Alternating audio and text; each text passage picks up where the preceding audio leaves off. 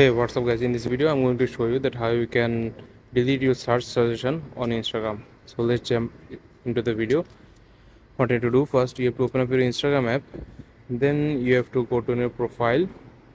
After that you have to click on the settings and privacy. You have to click on this three dot bar and you will see a option settings and activity, and you have to scroll a little bit here.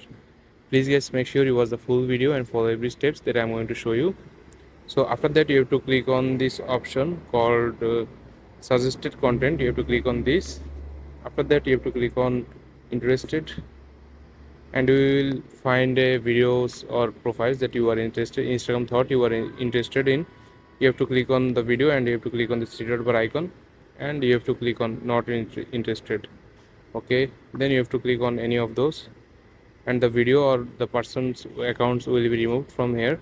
And then you have to go back and click on search. After going to search again, you have to click on see all, and you have to click on clear all option to clear all of the history of your searches. Then you have to confirm that. After that you are ready to go. Now you can search anything and Instagram will not show you the solution of your search. So I hope you find this video helpful guys. Please leave a like on this video and subscribe my channel for more video like this. Peace.